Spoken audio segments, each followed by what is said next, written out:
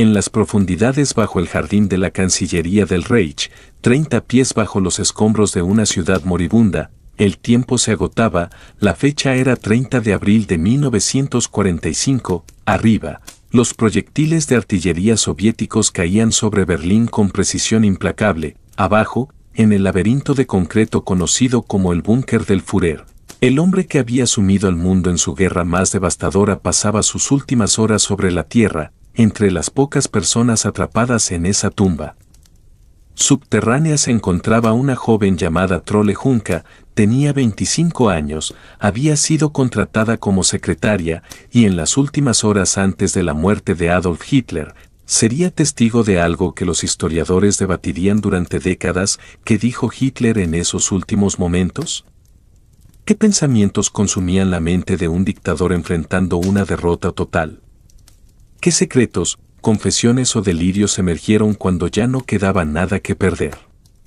Esta es la historia de esas últimas conversaciones, una historia extraída de los testimonios de quienes sobrevivieron, una historia que revela no heroísmo ni redención, sino el colapso de un régimen construido sobre el odio y la realidad mundana del capítulo final del mal. Para entender lo que sucedió en ese búnker, debemos primero entender cómo Hitler llegó a este momento de ruina absoluta. Para abril de 1945, el Tercer Reich existía solo en mapas cada vez más insignificantes, el imperio que Hitler había presumido que duraría 1000 años se desmoronaba después de solo 12. Las fuerzas aliadas se acercaban desde todas las direcciones, las tropas estadounidenses y británicas habían cruzado el Rin, los ejércitos soviéticos, impulsados tanto por la estrategia militar como por un hambre de venganza, luchaban casa por casa en Berlín, la guerra que Hitler había comenzado con tanta confianza. En 1939 se había convertido en una catástrofe global, decenas de millones estaban muertos, las ciudades yacían en ruinas por toda Europa, el genocidio sistemático que Hitler había orquestado, el asesinato de 6 millones de judíos y millones de otros considerados indeseables, estaba siendo revelado a un mundo horrorizado a medida que los campos de concentración eran liberados. Para mediados de abril, Hitler se había retirado al búnker del Führer bajo la Cancillería del Reich en el centro de Berlín. No era una retirada estratégica, era un hombre sin a dónde ir. El complejo del búnker constaba de 2 niveles, el búnker superior y el más profundo búnker del Führer, conectados por una escalera en espiral. Las paredes eran de concreto grueso, diseñadas para resistir los bombardeos, pero no podían resistir lo inevitable. La atmósfera en su interior era sofocante, tanto literal como psicológicamente, la ventilación era deficiente, el constante retumbar de la artillería provocaba un temblor incesante, los generadores diésel zumbaban en el fondo, el olor a polvo de concreto, sudor y ansiedad impregnaba todo. Esto era una tumba para los vivos y todos dentro lo sabían. El círculo íntimo de Hitler se había reducido drásticamente, muchos altos nazis habían huido de Berlín, buscando rutas de escape hacia el sur o intentando negociar acuerdos de paz por separado. Los que quedaban lo hacían por lealtad, miedo o simplemente porque no tenían a dónde más ir. Entre ellos se encontraban Joseph Goebbels, el ministro de propaganda y quizás el seguidor más devoto de Hitler, Martin Bormann, el jefe de la Cancillería del partido nazi, y un grupo rotatorio de oficiales militares que entregaban informes de situación cada vez más desesperados, y luego estaban las secretarias, las mecanógrafas, el personal que había sido parte de la maquinaria administrativa de Hitler y ahora se encontraba atrapado en el último acto de la historia. Trolle Juncker, nacida como Gertrude Humps en Múnich en 1920, creció mientras el régimen nazi consolidaba su poder. Como muchas jóvenes alemanas, había sido moldeada por la propaganda que la rodeaba. No era una ideóloga del partido, no estaba involucrada en la política o en la estrategia militar, era, según su propia admisión posterior, apolítica y naiva, atrapada en la maquinaria de un sistema que no comprendía completamente ni cuestionaba. En 1942, con 22 años, Juncker solicitó un puesto como secretaria en la oficina de Hitler, fue una de las varias candidatas entrevistadas para el puesto. Hitler mismo realizó la entrevista final, una prueba de mecanografía en la que las candidatas transcribían su dictado. Junca estaba nerviosa, cometiendo varios errores, pero finalmente fue seleccionada para el puesto. Durante casi 3 años, trabajó en estrecha proximidad a Hitler, mecanografiaba sus cartas, sus discursos, sus órdenes, tomaba dictado en reuniones, viajaba con él a diversos cuarteles generales.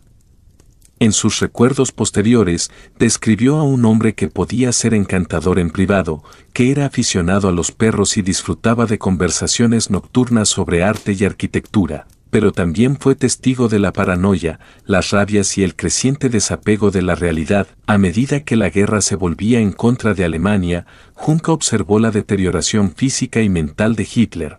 El líder seguro de sí mismo que había conocido en 1942 se había convertido en una figura encorvada y temblorosa para 1945, su mano izquierda temblaba incontrolablemente, posiblemente debido a la enfermedad de Parkinson, su piel había adquirido un tono grisáceo, caminaba más que andar, con dificultades, necesitaba gafas gruesas para leer los documentos, pero aún así, seguía ejerciendo autoridad absoluta sobre los que lo rodeaban y en los últimos días, llamaría a Junca para realizar un último servicio.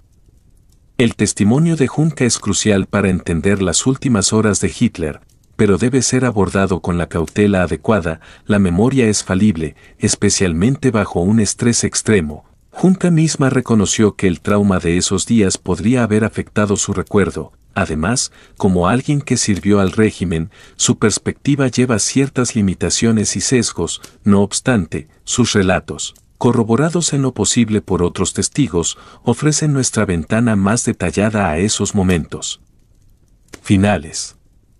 A medida que avanzaba abril de 1945, los informes de situación entregados a Hitler se volvían cada vez más catastróficos. Las fuerzas soviéticas habían rodeado Berlín. La lucha casa por casa se libraba a unas pocas calles de la Cancillería del Reich. El sonido de los disparos de ametralladoras se escuchaba incluso en lo profundo del búnker.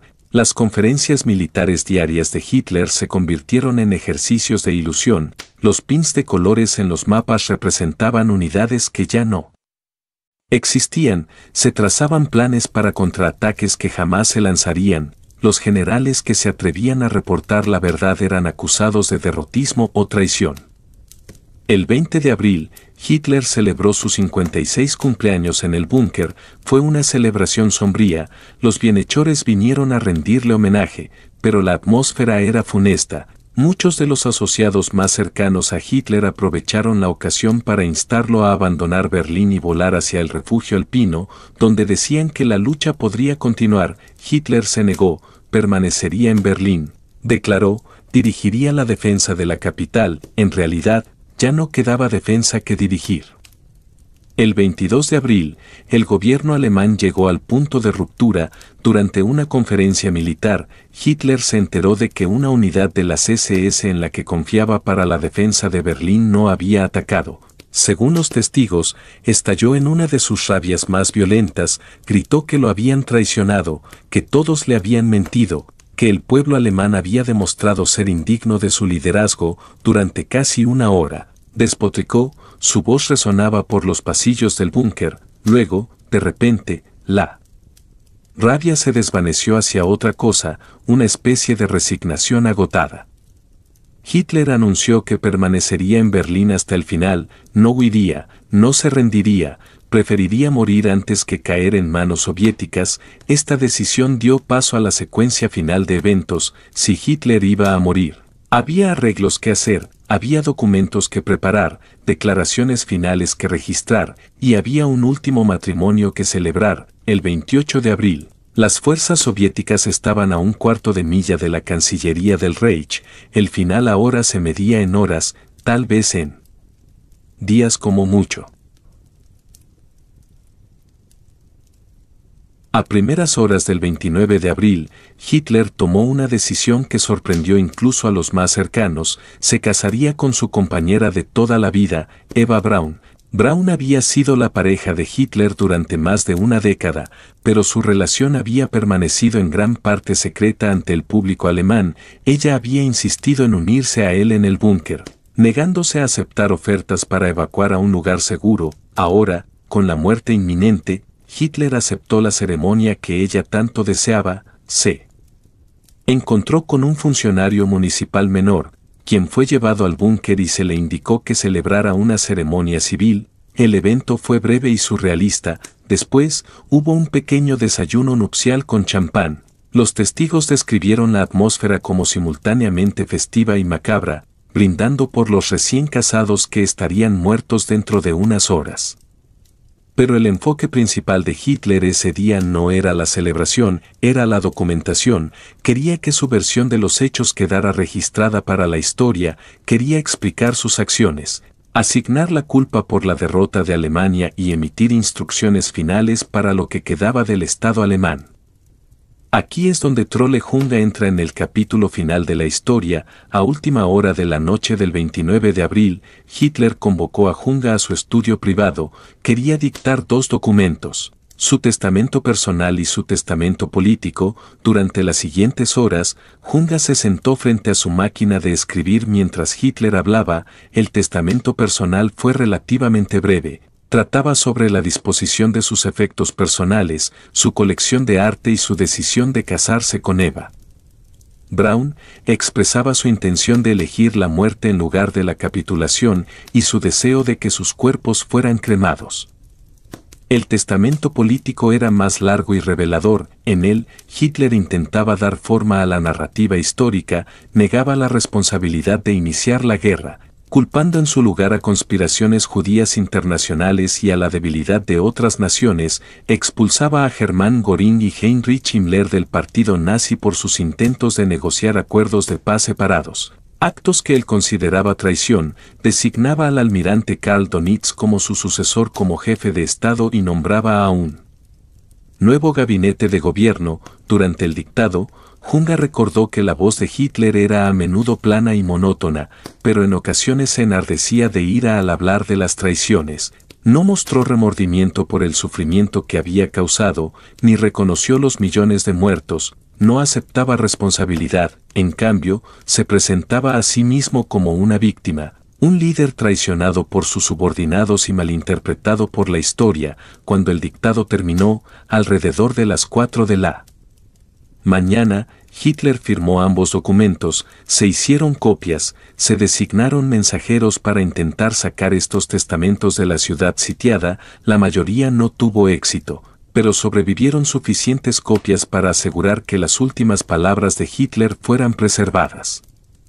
Pero el servicio de Junga aún no había terminado. Durante las siguientes horas, cuando amaneció el 30 de abril, hubo más conversaciones, más momentos de testimonio que ella llevaría con ella durante el resto de su vida.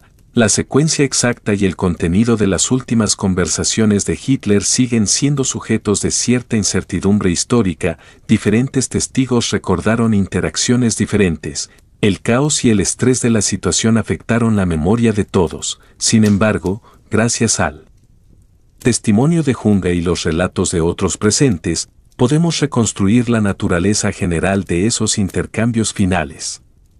Después de completar el dictado de sus testamentos, Hitler no durmió. En su lugar, realizó rondas por el búnker, despidiéndose del personal. Estas interacciones fueron descritas como formales, casi ceremoniales. Daba la mano, agradecía a las personas por su servicio y distribuía cápsulas de cianuro a quienes deseaban evitar caer en manos soviéticas. Junga recordó que la actitud de Hitler durante estas despedidas era extrañamente tranquila. La rabia y la paranoia que habían caracterizado los días anteriores parecían haberse agotado, reemplazadas por una especie de determinación resignada. Sabía lo que venía, ya había tomado su decisión. Lo único que quedaba era llevarla a cabo. En algún momento de la mañana del 30 de abril, Hitler habló con Junga sobre cuestiones más personales. En sus entrevistas posteriores, describió una conversación en la que parecía mostrar algo parecido a la autorreflexión, aunque esto estaba lejos de un verdadero remordimiento o responsabilidad. Habló sobre su salud. Reconociendo que estaba fallando físicamente, mencionó que no quería convertirse en un espectáculo, ser exhibido como prisionero o mostrado como un trofeo. El destino de Mussolini, cuyo cadáver había sido colgado boca abajo en Milán solo unos días antes, lo aterrorizaba. Estaba decidido a evitar esa humillación. Hitler también habló sobre sus arrepentimientos respecto a la conducción de la guerra, aunque no sobre sus objetivos o ideologías subyacentes. Culpa a sus generales por varios fracasos militares. Sugería que si ciertas decisiones se hubieran tomado de otra manera, si ciertas personas no lo hubieran traicionado, la victoria aún habría sido posible. Este fue un pensamiento delirante, pero reveló su incapacidad para comprender la naturaleza fundamentalmente defectuosa de todo su emprendimiento. Según Junga, Hitler nunca expresó remordimientos por el Holocausto o el sufrimiento infligido a las poblaciones civiles. Estos temas simplemente no surgieron en sus conversaciones. O bien no sentía necesidad de abordarlos o los consideraba componentes justificados de su lucha ideológica. Esta ausencia de reflexión moral es quizás el aspecto más escalofriante de sus últimas horas. Hitler habló sobre el futuro de Alemania, expresó la esperanza de que el pueblo alemán eventualmente comprendería su visión y vindicaría sus acciones. Hablaba como si su legado estuviera asegurado, como si la historia lo juzgara favorablemente. Esto no era la reflexión de un hombre enfrentando la enormidad de sus crímenes, sino de alguien aún atrapado en su propia mitología. Alrededor del mediodía del 30 de abril, Hitler almorzó, comió tranquilamente con sus secretarias y su cocinero vegetariano. La comida fue simple, espaguetis con una salsa ligera. La conversación fue mínima. El sonido de la artillería era continuo ahora, tan cercano que la estructura del búnker vibraba. Después del almuerzo, Hitler y Eva Braun se retiraron a sus cuartos privados, se despidieron del personal. Junga describió esta despedida como breve y carente de emoción. Hitler le dio la mano. No hubo palabras finales dramáticas, ni grandes pronunciamientos, solo un simple reconocimiento, y luego se dio la vuelta. Lo que se dijo en esos cuartos privados entre Hitler y Eva Braun en sus últimos momentos, nadie lo sabe. Estuvieron solos, pero el desenlace era inevitable. Aproximadamente a las 3:30 de la tarde del 30 de abril de 1945, Adolf Hitler y Eva Braun terminaron con sus vidas en el estudio privado de Hitler. Él usó una pistola, ella tomó cianuro. El sonido del disparo fue escuchado por los que esperaban ansiosamente afuera. Después de una breve y tensa pausa, Martin Bormann, Joseph Goebbels y el mayordomo de Hitler, Heinz Lenga, entraron en la habitación. Encontraron los cuerpos sentados juntos en un pequeño sofá. La escena fue descrita como sorprendentemente mundana. Había sangre, pero menos de lo que cabría esperar. Eva Braun se había desplomado hacia un lado. Hitler estaba sentado con la pistola cerca de sus pies. Los cuerpos fueron llevados escaleras arriba hacia el jardín de la Cancillería del Reich. Se les vertió gasolina encima. Fueron incinerados en una pira improvisada mientras continuaban cayendo los proyectiles soviéticos cerca. La cremación fue incompleta, realizada a la prisa en medio de la batalla en curso. Más tarde, las fuerzas soviéticas descubrirían los restos parcialmente quemados, lo que provocó décadas de especulaciones y propaganda de la Guerra Fría sobre el destino de Hitler. Para Trolle Junca y los demás que quedaban en el búnker, la muerte de Hitler no trajo alivio inmediato. Seguían atrapados, las fuerzas soviéticas estaban literalmente sobre sus cabezas. La opción era rendirse o suicidarse. A lo largo del día siguiente, la población del búnker se fragmentó. Joseph Goebbels y su esposa Magda tomaron la decisión de quitarse la vida y la de sus 6 hijos. Este asesinato suicidio, llevado a cabo la noche del 1 de mayo, representó otro capítulo horrible en las últimas horas del búnker. Los niños, de entre 4 y 12 años, fueron envenenados mientras dormían. Otros intentaron escapar. Pequeños grupos intentaron romper las líneas soviéticas bajo la oscuridad de la noche. Algunos lo lograron, muchos fueron capturados o asesinados. Trolle Junca fue una de las que intentó escapar, sobrevivió a la fuga, fue capturada por las fuerzas soviéticas y, tras un periodo de detención, fue liberada para regresar a Baviera. Tras la guerra, hubo confusión sobre el destino de Hitler. La Unión Soviética negó inicialmente haber encontrado sus restos, lo que alimentó teorías de conspiración sobre su escape. Pasaron años hasta que surgió la historia completa a partir de múltiples testimonios de testigos y pruebas forenses. Trolle Junka fue interrogada tanto por las autoridades soviéticas como por las estadounidenses más tarde. Su testimonio sobre las últimas horas de Hitler se convirtió en una fuente crucial para los historiadores. La noche del 30 de abril de 1945 marcó el final de una era oscura y el principio de un nuevo capítulo en la historia de Europa. La guerra en Berlín estaba llegando a su fin.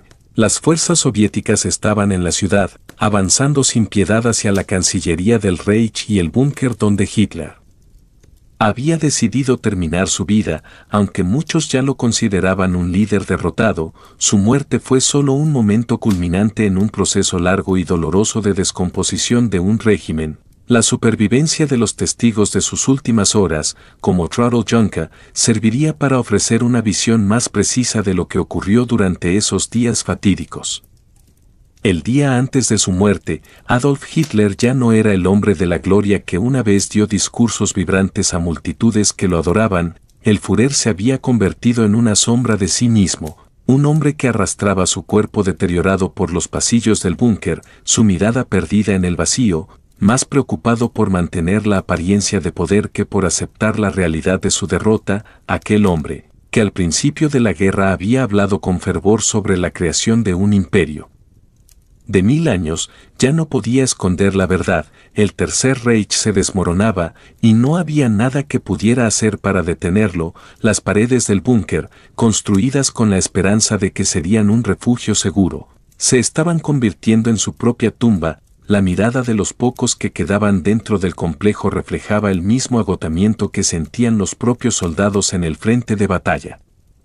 La relación de Junka con Hitler era interesante y compleja. Ella había sido testigo de la transformación del hombre que inicialmente le parecía una figura fascinante, un líder imponente que hablaba de la grandeza de Alemania. Cuando Junka llegó al búnker, era una joven sin la comprensión total de la magnitud de los horrores que el régimen nazi había desatado sobre Europa. Su trabajo consistía en escribir cartas, tomar notas y asistir en las tareas administrativas del régimen. Como secretaria, no participaba en las decisiones políticas ni militares, pero sus ojos habían visto más de lo que cualquier persona debería haber presenciado. Al principio, ella se limitó a observar y cumplir con sus deberes, pero a medida que la guerra avanzaba y la realidad de la derrota se hacía más evidente, sus dudas sobre el sistema aumentaron.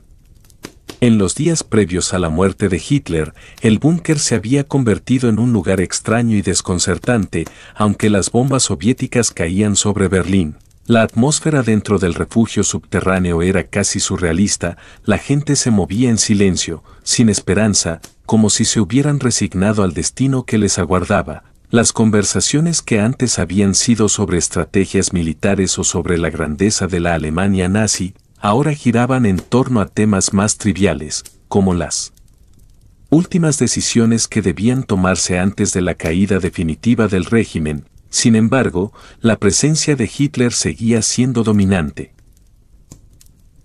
Incluso cuando su salud y su mente se desintegraban, Junka se vio obligada a presenciar una de las más grandes tragedias de la humanidad desde una perspectiva privilegiada pero aterradora. La mente de un dictador atrapado en su propio laberinto de mentiras. A medida que los días avanzaban, Hitler se volvió cada vez más distante, su salud empeoraba y su figura parecía encorvarse aún más, como si el peso de sus decisiones y sus crímenes lo estuviera aplastando. Sin embargo, su orgullo no flaqueó, a pesar de los informes desesperados de sus generales, quienes le explicaban con franqueza que la situación era insostenible. Hitler se aferraba a una retórica de victoria que ya no tenía base en la realidad. Era un hombre completamente aislado, atrapado en sus propias mentiras. A Junka le sorprendía su capacidad para seguir creyendo en una victoria imposible, incluso cuando la ciudad de Berlín caía bajo el asedio soviético. El día 29 de abril, cuando Hitler decidió casarse con Eva Braun, fue uno de los momentos más extraños y desconcertantes de aquellos días. Eva Braun había estado al lado de Hitler durante años. pero su relación había permanecido en gran parte en secreto, a pesar de la cercanía que ambos compartían. La decisión de casarse en esos momentos de absoluta desesperación parecía una necesidad emocional más que un acto de amor. Fue una ceremonia breve, una formalidad que parecía destinada a dar un toque de humanidad a la tragedia inminente. Tras el casamiento, se ofreció un pequeño banquete, un gesto macabro en medio de la derrota. Testigos informaron que la atmósfera era extraña, casi como si todos los presentes estuvieran participando en una obra de teatro surrealista. A pesar de estar rodeados por la inminente destrucción, las risas y los brindis resonaban en el aire, creando un contraste perturbador con la situación desesperada en la que se encontraban. Cuando Hitler dictó su testamento político, fue un momento trascendental, a diferencia de los dictadores que, ante la derrota, muestran algún tipo de remordimiento o reflexión sobre el sufrimiento causado. Hitler no mostró ninguna señal de arrepentimiento. En sus palabras, se podía percibir a un hombre completamente desvinculado de la realidad. Él no se veía como el responsable de la guerra, al contrario, se percibía a sí mismo como una víctima de traiciones y conspiraciones. Su testamento político estuvo lleno de acusaciones contra aquellos que, según él, lo habían abandonado. Culpar a los judíos y a los traidores dentro de su propio gobierno era un tema recurrente en sus últimas palabras. Hitler también nombró a su sucesor, el almirante Karl Dönitz, y dio instrucciones para la continuidad del Tercer Reich que ya no existía. Durante esas horas, Juncker se sentó frente a la máquina de escribir, tomando dictado de los últimos pensamientos de Hitler. La frialdad con la que el dictador dictaba su testamento político contrastaba con la angustia palpable en el búnker. A medida que Hitler se desahogaba, Juncker permanecía en silencio, consciente de que estaba siendo testigo de un momento histórico, pero también desconcertada por la falta de humanidad en las palabras del Führer. No hubo disculpas, no hubo reconocimiento del sufrimiento infligido, solo un intento de reescribir la historia. El testamento fue un intento de despojarse de la responsabilidad y atribuirla a otros. A pesar de su inevitable derrota, Hitler seguía aferrado a su narrativa, la narrativa de un líder que, según él, no había sido comprendido por su pueblo ni por el mundo. El día 30 de abril comenzó con una atmósfera aún más tensa que los días anteriores. La proximidad de las fuerzas soviéticas era inminente. Los informes militares llegaban a Hitler, pero eran irrelevantes. Las fuerzas alemanas ya no podían organizar una defensa significativa. Sin embargo, Hitler insistió en mantenerse firme en su posición. Ya no había espacio para el arrepentimiento. Ya no había lugar para las decisiones estratégicas. La única opción era la muerte. En ese sentido, Hitler ya no era el líder militar ni el hombre que había planeado la conquista de Europa. Era un hombre completamente derrotado que solo deseaba escapar a su destino de la manera que él había elegido. El suicidio.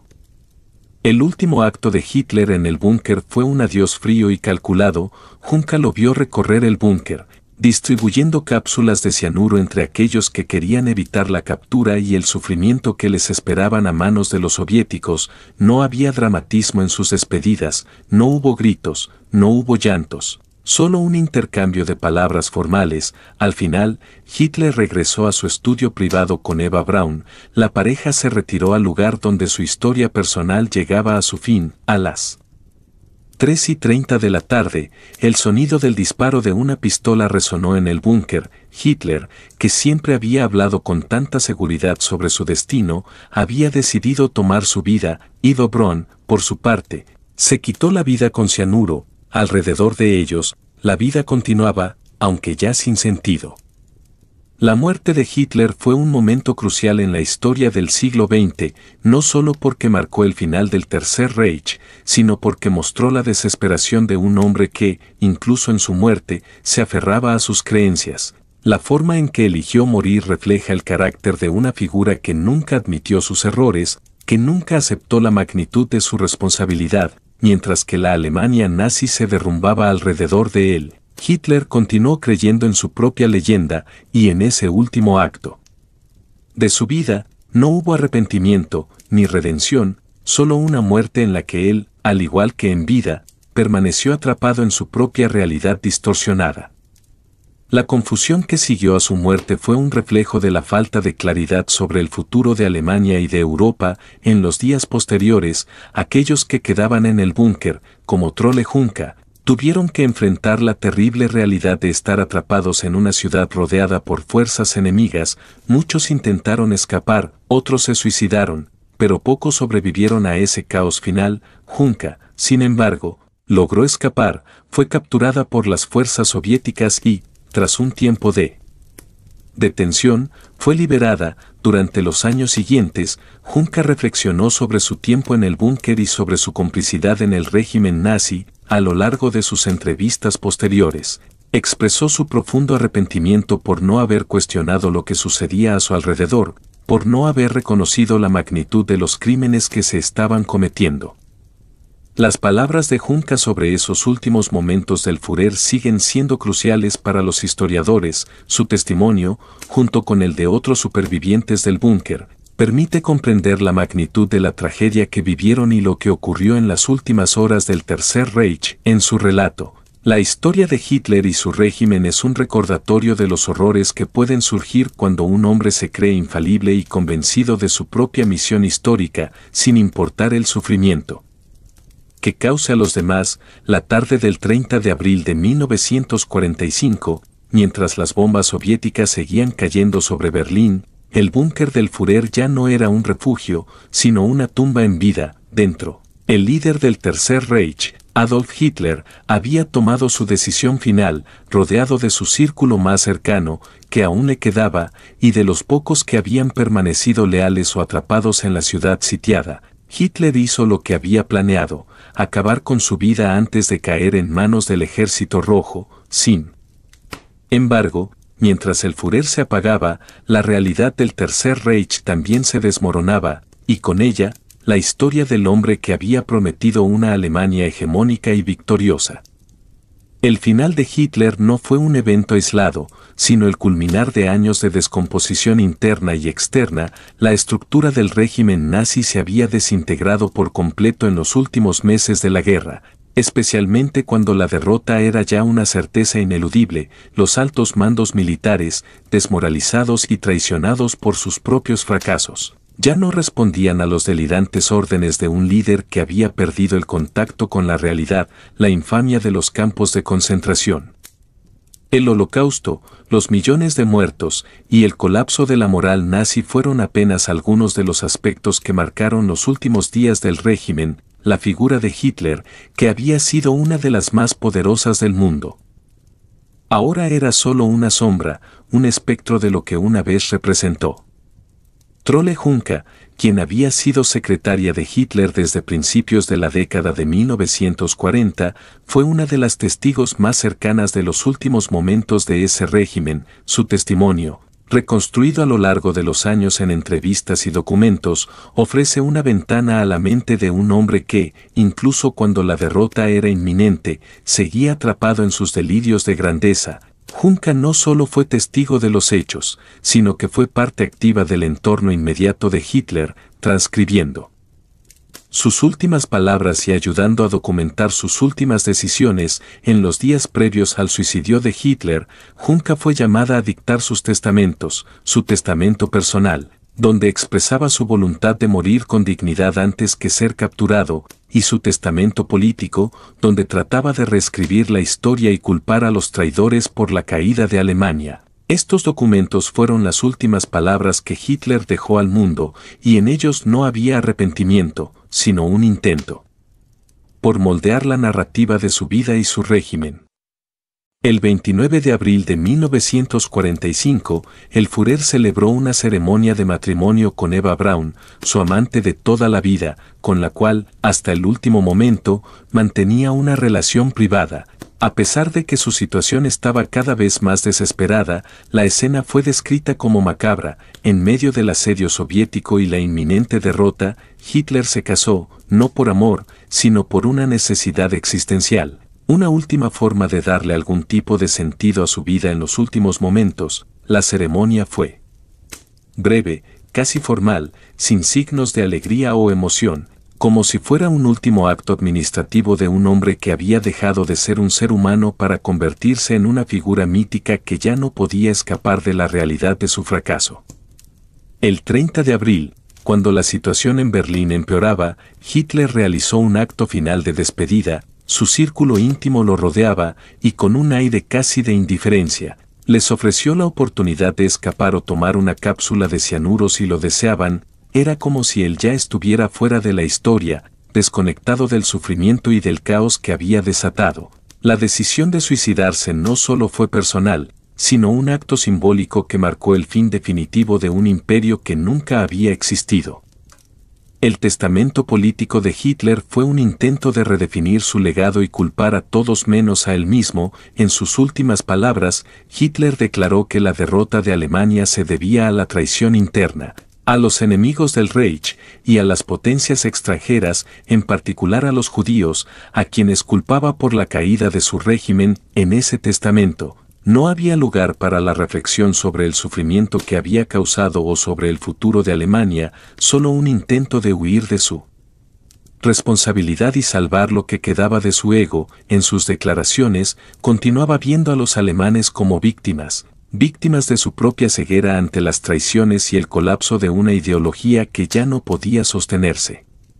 A pesar de su determinación de no ser capturado, Hitler mostró en sus últimos momentos una desconcertante falta de responsabilidad por los crímenes que había cometido. En sus conversaciones finales con sus secretarios, la conversación giró en torno a temas triviales, como la distribución de documentos y el futuro de sus seguidores más cercanos. La falta de remordimiento por el genocidio y la destrucción que había causado fue una constante en las últimas horas del Führer. En su mente, él seguía siendo un líder incomprendido, alguien que había sido traicionado y que merecía una posición en la historia que él mismo creaba. La total desconexión entre la realidad y su visión del mundo refleja el carácter de un hombre que había creado un sistema basado en la mentira, el odio y la opresión, y que no pudo enfrentar la verdad ni al final de su vida.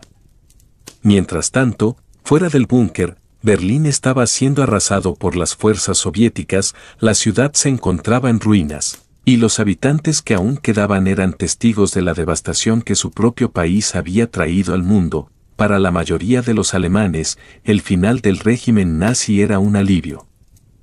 Pero al mismo tiempo, era una condena colectiva por las atrocidades que se habían cometido. Los soldados soviéticos que avanzaban hacia la ciudad no solo estaban buscando derrotar a los últimos vestigios del Tercer Reich, sino que también se enfrentaban a las horribles realidades del genocidio perpetrado por el régimen. Los campos de concentración liberados en los últimos días de la guerra traían consigo una ola de revelaciones que cambiarían para siempre la forma en que el mundo vería a la Alemania nazi.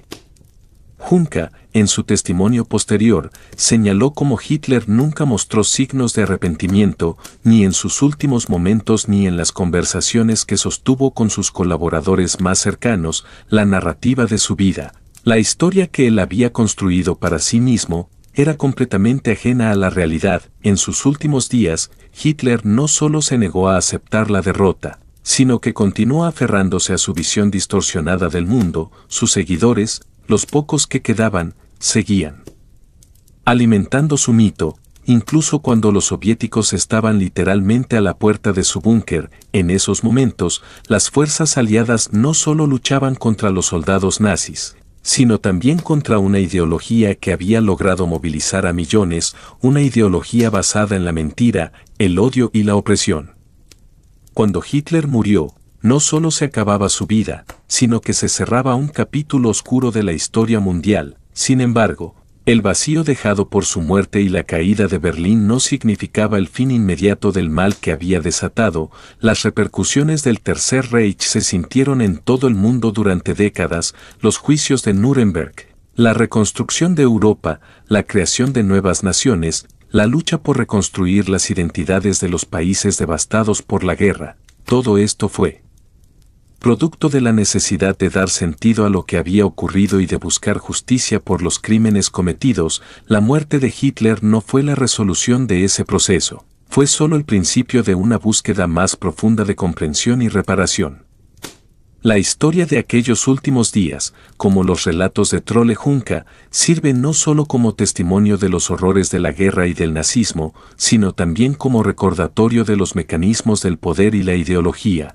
La historia de Hitler es la historia de cómo un hombre logró manipular las creencias, los miedos y las esperanzas de un pueblo hasta llevarlos a la destrucción total. En sus últimas palabras, Hitler no mostró el arrepentimiento que uno podría esperar de un hombre que, en sus últimos momentos, debería haber sido consciente de la magnitud de sus crímenes. En cambio, optó por el silencio moral, por la distorsión de la realidad, por la continuidad de una narrativa de victimismo y traición, y así, su muerte no fue el fin de la historia, sino solo el comienzo de una nueva etapa en la que el mundo debía enfrentarse a las consecuencias de la ideología que había engendrado el mal más grande conocido en la historia de la humanidad. La caída de Adolf Hitler no fue un evento aislado, sino el clímax de un proceso de descomposición total que había comenzado mucho antes de su muerte y que no se limitó a los últimos días de Berlín, sino que se extendió por todo el Tercer Reich. Para los que aún quedaban dentro del búnker del Führer, la última esperanza era una visión distorsionada de la guerra que no correspondía con la realidad que se encontraba en el exterior. Mientras las bombas soviéticas caían sobre Berlín y el ejército rojo avanzaba por cada calle, destruyendo todo a su paso, aquellos que permanecían en el búnker seguían sometidos a la mentira de la invulnerabilidad y la grandeza del Reich. En esos días de desesperación, las últimas horas de Hitler fueron solo un reflejo de su incapacidad para enfrentar la derrota y la realidad, un legado de irracionalidad y egoísmo que se convirtió en una condena no solo para él, sino para todos aquellos que le siguieron hasta el final. Trolle Junca, como secretaria del Führer, fue testigo de estos momentos decisivos. A pesar de ser una figura que permaneció en las sombras del poder, su testimonio se convirtió en un pilar para comprender las últimas horas de una era histórica marcada por la tragedia. En sus recuerdos, Junca relató cómo en los días previos a la muerte de Hitler, los líderes nazis ya no se preocupaban por la victoria, sino por la supervivencia personal y la preservación de su legado. Los días 28 y 29 de abril fueron decisivos para Hitler. En la mañana del 29 de abril, el Führer, consciente de la inminente caída de Berlín y de su inminente destino, tomó una decisión que sorprendió a sus más cercanos: casarse con Eva Braun. Este gesto, que podría parecer simbólico, fue, en realidad, un intento de Hitler por imponer una narrativa de control incluso en los momentos más sombríos de la guerra. Eva Braun había sido su compañera en la intimidad durante años, pero siempre había permanecido al margen de la esfera pública. Sin embargo, en los últimos días de su vida, Hitler la eligió como su esposa, aunque este acto no tuvo ni la resonancia ni el significado que se esperaba.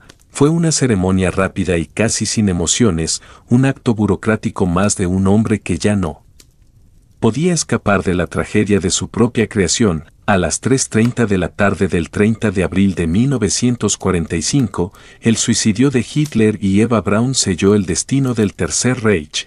Mientras las fuerzas soviéticas cercaban Berlín, mientras las bombas continuaban cayendo sobre la ciudad, Hitler y Braun tomaron su vida, poniendo fin a la historia de un régimen que había desatado el caos en todo el mundo. En ese mismo instante, las puertas del infierno ya se habían abierto para Europa, y las consecuencias de la barbarie nazi se sintieron mucho después de la muerte de su líder. En el interior del búnker, el aire era irrespirable, y el ruido constante de los bombardeos provocaba un sentido de claustrofobia y desesperanza. El búnker, construido para proteger a Hitler de sus enemigos, había llegado a ser su prisión final. En ese espacio, los pocos leales que quedaban a su alrededor, incluidos los oficiales de las SS, los secretarios y el personal militar, se mantenían aún en pie, aunque cada uno con su propio sentimiento de fatalismo. Aquellos que decidieron quedarse hasta el final no lo hicieron por convicción, sino por miedo, por lealtad a un hombre que, en ese momento, ya no representaba ninguna idea coherente o viable. En el último momento, muchos de los presentes compartieron el mismo destino trágico que Hitler y Eva Braun. Algunos se suicidaron en los días siguientes, mientras que otros intentaron escapar, pero pocos lo lograron. La mayoría de aquellos que permanecieron en el búnker murieron junto a los demás, atrapados en una ciudad en ruinas, rodeados por fuerzas enemigas y por las consecuencias de sus propios actos. La fallida evacuación del búnker, la dispersión de los sobrevivientes y la confusión generalizada en las horas posteriores al suicidio de Hitler fueron una extensión más de la desesperación que se vivió en los últimos días del régimen nazi. Aunque se había llegado al final del reinado de Hitler, los sobrevivientes tuvieron que enfrentarse a la guerra misma. La huida de las fuerzas alemanas, la derrota total y la caída de la ciudad de Berlín no fueron una liberación, sino un recordatorio del horror vivido por los alemanes, quienes, en su mayoría, aún no comprendían la magnitud de las atrocidades cometidas en su nombre. Trolle Juncker, como muchos otros, se vio atrapada en este limbo de incertidumbre y caos.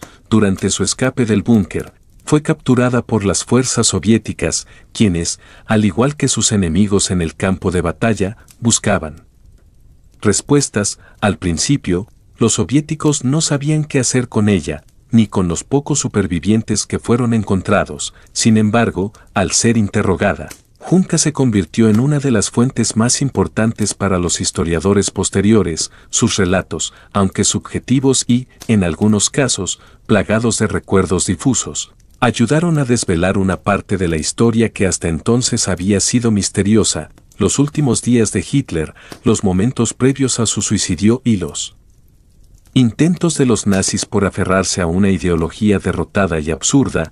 La desaparición de Hitler no terminó con la desaparición del Tercer Reich, la división de Alemania, el surgimiento de las potencias de la Guerra Fría y el establecimiento de nuevos regímenes, tanto en el este como en el oeste de Europa, fueron la consecuencia directa de la caída de Hitler. La creación del Estado alemán bajo los auspicios de las potencias aliadas fue una respuesta a la amenaza que el régimen nazi había representado, pero también una oportunidad para reconstruir una nación que se encontraba en ruinas. Los juicios de Nuremberg, que se celebraron para juzgar los crímenes de guerra nazis, no solo fueron una respuesta a la barbarie del Holocausto, sino también un intento por encontrar justicia en un mundo marcado por la violencia y el abuso del poder. Los responsables de los crímenes de guerra, los que habían apoyado y llevado a cabo las políticas de Hitler, fueron procesados y, en su mayoría, condenados a largas penas de prisión o a la pena de muerte. El Tercer Reich, aunque destruido, dejó una huella imborrable en la historia del siglo XX. La ideología nazi, el antisemitismo, la persecución de minorías y el sueño de un imperio racialmente puro no desaparecieron con la muerte de Hitler. Durante décadas, los rastros del Tercer Reich continuaron marcando el curso de la historia europea, alimentando tensiones políticas, sociales y culturales. El legado de Hitler, aunque enterrado bajo los escombros de Berlín, siguió presente en las sombras, con la amenaza de nuevas ideologías radicales y el ascenso de nuevos movimientos de extrema derecha en el continente. Mientras tanto, los sobrevivientes de la guerra, como Trolle Juncker, se enfrentaron a sus propios demonios. El proceso de asumir la responsabilidad por su implicación en el régimen nazi fue largo y doloroso para muchos de ellos. Juncker, como muchos otros, tuvo que vivir con el peso de la culpa, no solo por haber servido al régimen, sino por no haber cuestionado las acciones y políticas que observaba en su entorno cercano. Con el paso de los años, la historia de aquellos que estuvieron cerca de Hitler, incluidos los secretarios, los oficiales y los colaboradores, se convirtió en un campo de estudio fascinante para los historiadores. Las entrevistas y testimonios de figuras como Juncker proporcionaron una perspectiva única sobre la psicología del poder y la manera en que un régimen totalitario puede manipular a las personas, transformarlas en cómplices sin que ellas mismas sean conscientes de su participación. La historia de Trolle Juncker no es solo la historia de una secretaria atrapada en los últimos días del régimen nazi, sino también una reflexión sobre la naturaleza humana, el poder, la obediencia y la culpa. A través de su testimonio, podemos entender cómo un sistema totalitario puede corroer las mentes y las almas de aquellos que, aunque no sean los arquitectos del mal, terminan siendo parte de su maquinaria. La vida de Juncker, como la de muchos otros que estuvieron cerca de Hitler, fue marcada por el silencio, la negación y, finalmente, la reflexión sobre lo que se había hecho en nombre de una ideología que llevó a la humanidad a los límites de su propia brutalidad. Y mientras el mundo se reconstruía después de la guerra, con Berlín aún en ruinas y Europa buscando curar las heridas del conflicto, los ecos de los últimos días de Hitler seguían resonando, no solo en las ciudades destruidas, sino también en las conciencias de los sobrevivientes que, por siempre, cargarían con la memoria de un régimen que cambió el curso de la historia para siempre. Las últimas horas de Adolf Hitler en el búnker del Führer, en las profundidades de Berlín, no solo fueron una culminación de su vida, sino un reflejo final de las contradicciones que definieron a la figura más siniestra del siglo XX. A medida que las fuerzas soviéticas cercaban la ciudad, el caos se desataba en las calles, pero dentro del búnker, las decisiones se tomaban con una claridad enfermiza. Hitler, aunque completamente aislado y sin contacto con la realidad, seguía siendo el comandante de un régimen que ya no existía, que se desmoronaba con cada disparo de artillería que caía sobre la ciudad. Dentro de ese espacio subterráneo, donde el aire era denso y el ambiente pesado por la desesperación y la desesperanza, la realidad de su derrota aún no se había asentado completamente en su mente. Sus últimos momentos, dictando su testamento, repartiendo cápsulas de cianuro a sus leales seguidores y finalmente el suicidio junto a Edo Braun, fueron el resultado de años de decisiones erróneas, de una ideología que se desintegró con el paso de los días y que fue incapaz de prever las consecuencias del colapso. Trolle Juncker, testigo de todo, observó estos eventos como un miembro más del pequeño círculo que aún se mantenía cerca de Hitler. A pesar de ser solo una secretaria, Juncker fue parte de la maquinaria del poder que alimentó las últimas horas del régimen. Su trabajo en el búnker no era solo administrativo, fue testigo directo de la caída del régimen y de cómo el hombre que había construido un imperio de terror y opresión ahora se aferraba desesperadamente a una visión irreal. Su testimonio es crucial para comprender cómo la persona de Hitler, el mito que se había creado a su alrededor, ya no tenía cabida en la realidad. Mientras la ciudad a su alrededor se desmoronaba, Hitler persistía en sus delirios de poder y de victoria, creyendo que su destino estaba sellado por algo más grande que él, por un propósito cósmico que nunca sería derrumbado. Incluso cuando todo lo que había construido se desmoronaba en ruinas, las semanas previas a su muerte estuvieron marcadas por un alejamiento progresivo de la realidad. Los informes militares ya no eran atendidos, las llamadas de auxilio de sus generales eran desestimadas, y los intentos de algunos de sus colaboradores de huir a otras partes de Europa fueron frenados por su orden de mantenerse firmes hasta el final. En los primeros días de abril de 1945, cuando las tropas aliadas ya habían avanzado y las fuerzas soviéticas rodeaban Berlín, la situación del Tercer Reich ya no era más que un espejismo. La Wehrmacht, la fuerza militar que había sembrado el terror en Europa durante años, ya no existía como una amenaza real. Las tropas alemanas, desmoralizadas y agotadas, no podían hacer frente a la máquina de guerra soviética que avanzaba a pasos agigantados. Sin embargo, Hitler, con su delirio de grandeza, seguía sosteniendo en reuniones privadas que la guerra no estaba perdida. Los informes sobre la caída de ciudades, las pérdidas humanas, la rendición inminente de sus aliados caían sobre él como golpes constantes, pero su visión permanecía cerrada y desafiante. Los pocos que quedaban en su círculo cercano, aquellos que se mantenían leales por miedo o por devoción, ya no podían ocultar la realidad del desastre. Los militares de alto rango que seguían en Berlín, como Hermann Göring y Heinrich Himmler, sabían que la guerra se había perdido, pero preferían abandonar a Hitler y tratar de salvar lo que pudieran de la Alemania nazi. Aunque no pudieran escapar de su propio destino fatal, los informes de la derrota no eran simplemente un tema de conversación. Para muchos en el búnker, la mención de la caída de Berlín o la inminente llegada de las tropas soviéticas causaba una reacción emocional significativa. Algunos de Los colaboradores más cercanos a Hitler, como Joseph Goebbels, su ministro de propaganda, y Martin Bormann, su secretario personal, comenzaron a mostrar signos de desesperación. Goebbels, siempre el ferviente defensor de la ideología nazi, no podía creer que su líder estuviera dispuesto a rendirse tan fácilmente, a pesar de la certeza de la derrota. Goebbels intentó convencerse de que aún podía haber alguna esperanza, que el sacrificio total valdría la pena si se entregaba a la causa de la guerra. Mientras tanto, otros, como el propio Juncker, aún dentro del búnker, estaban atrapados en la maquinaria que alimentaba el régimen. Para Juncker, la guerra había sido una experiencia confusa. Ella no era una ideóloga, ni siquiera una activista política, había sido una joven alemana, víctima de una educación que la había condicionado a pensar que el régimen nazi era el camino hacia la grandeza de su país, aunque a medida que pasaba el tiempo y los horrores del conflicto se hacían evidentes.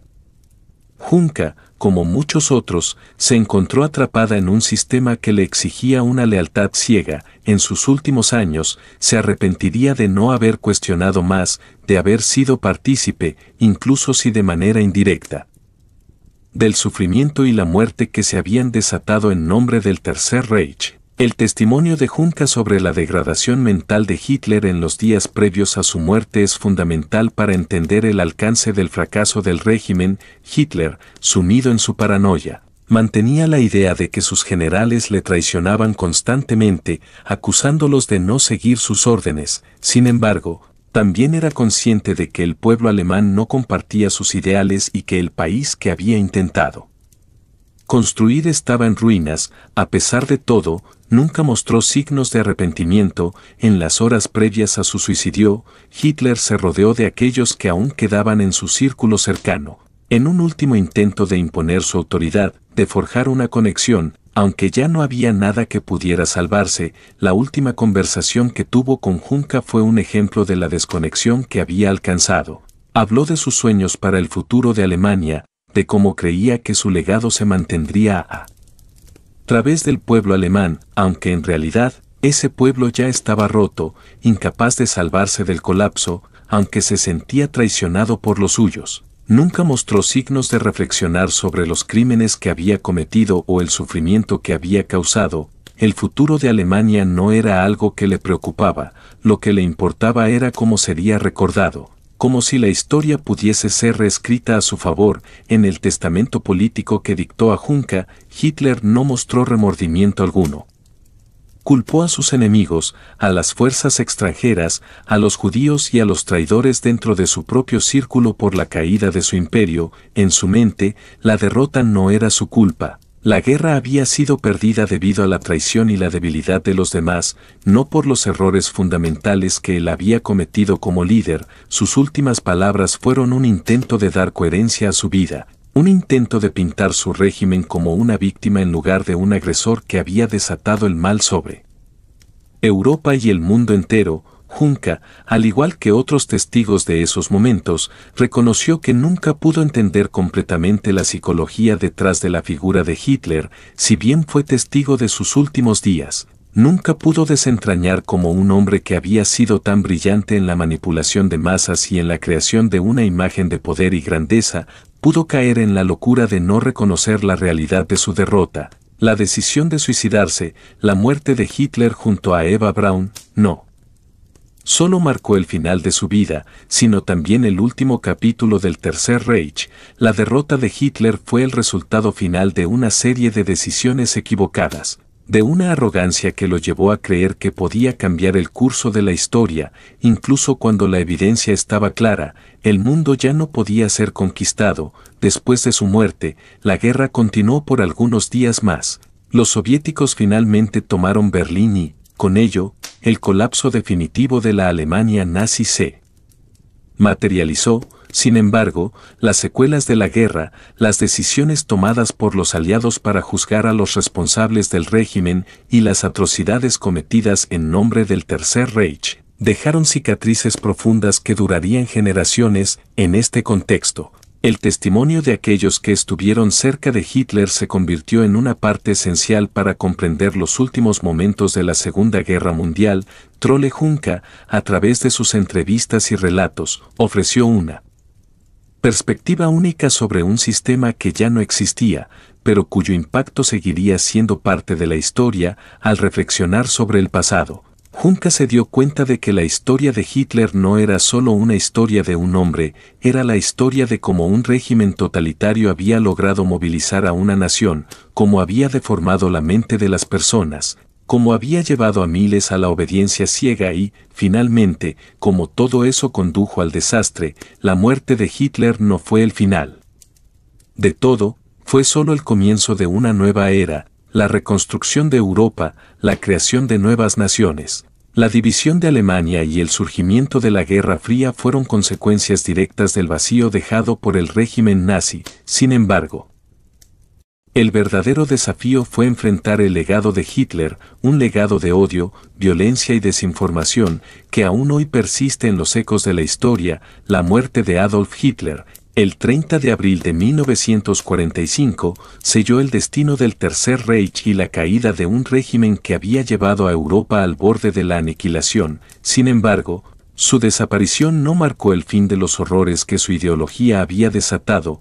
Mientras las fuerzas soviéticas tomaban Berlín y los vestigios del imperio nazi se desmoronaban, el mundo se enfrentaba a la dolorosa tarea de recoger las piezas de una Europa destrozada, los juicios de Nuremberg, la reconstrucción de países devastados, las tensiones que se desataron en los años posteriores. Todo surgió de la ceniza de un conflicto que había dejado cicatrices profundas. Trolle Junca, con el peso de su testimonio, fue uno de los últimos testigos de un régimen que se desintegraba. Su historia, como la de muchos otros que vivieron cerca de Hitler, no es solo la historia de un hombre y su final, sino una reflexión sobre cómo la mente humana puede ser atrapada en la mentira, el odio y la desesperación. La construcción de un imperio basado en la violencia y la opresión no se deshizo con la muerte de su líder, y las huellas de esa ideología siguieron presentes mucho después de su caída.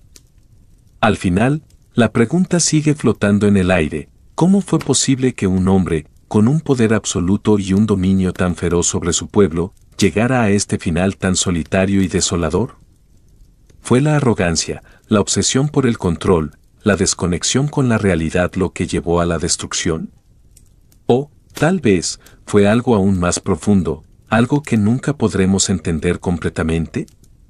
La historia de Hitler, su ascenso y caída, deja una incógnita sin respuesta, una sombra que persigue las mentes de aquellos que intentan comprender lo inefable del mal humano.